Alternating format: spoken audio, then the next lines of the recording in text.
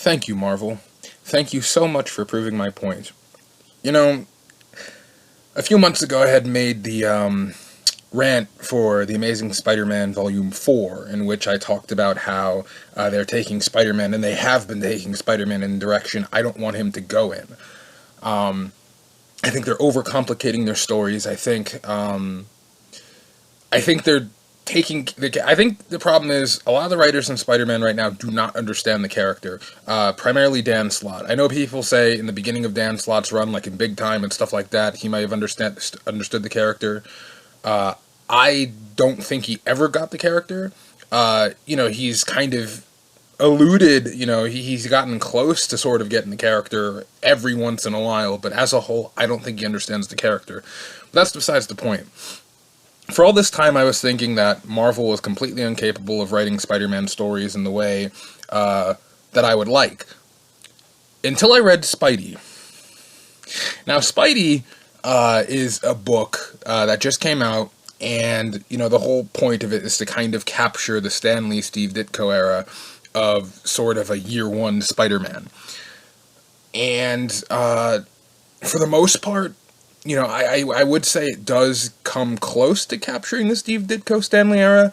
I think there's a little bit of a juxtaposition, primarily because they mention modern technology. They mention like iPhones and iPads and stuff like that.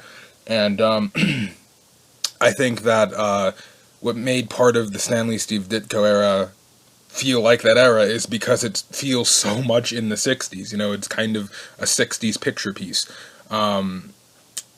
This almost felt like early Ultimate. And I don't mean that necessarily in a bad way. But again, the point is, it tried to be close to the Stan Lee, Steve Ditko stuff, and it got closer than a lot of other Spider-Man stories have gotten since early Ultimate. And this brings me back to Amazing Volume 4. Now, if Spider-Man was up to me, I would have Spider-Man in his late 20s, maybe early 30s, and I'd have him married. And I'd write stories kind of around that point in his life. But if we're not going to get that, I would at least like to have something indicative of the Stan Lee, Steve Ditko era. And that's what I was saying in my rant. I was saying we don't need these complex, overarching stories.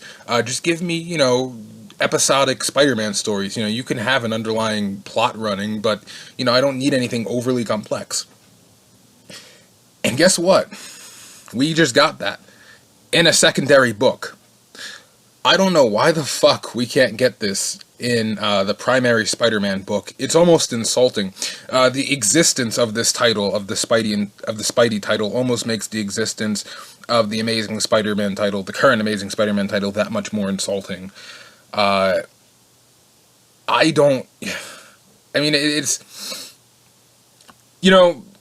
It's, in Spidey, I'm about to kind of give some spoilers, so if you haven't read Spidey and you want to, you might want to click off and come see this again after you see it.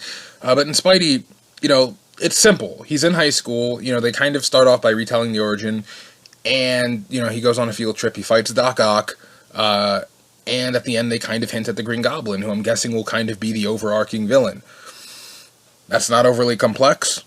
It's not weak, it was a pretty decent story, and Spider-Man was being Spider-Man, he's being the funny guy. Why we couldn't have this in the main title's beyond me. And guess what? They retold the origin in the beginning. If you want, we just had this giant reboot of the Marvel Universe yet again. If you want to reboot your story, you should do something like this in the Spider-Man title. Again, I would restructure certain things. Case in point, this felt very Ultimate to me. We only got a few glimpses of Gwen, and the things I saw of Gwen felt like Ultimate Gwen. But, yeah, and this kind of, again, if I were to be in complete control, even if I were to do some kind of, like, reboot of the origin and stuff like that in the year one Spider-Man, I wouldn't have it feel this close to Ultimate, but again, I will take this over what we have in the Amazing title right now. I don't want an Iron Man book, I want a Spider-Man book. In the main title, we have an Iron Man book, and in the secondary titles, we have a Spider-Man book.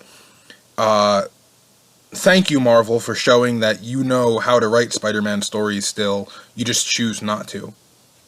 Again, we don't need these gargantuan crossovers. We don't need Spider-Man breaking character with other characters in order to have entertaining stories. I understand that some people might find year one Spider-Man stories redundant. I could understand that, but I will take it over the stories we've been getting lately. So thank you, Marvel, for proving my point.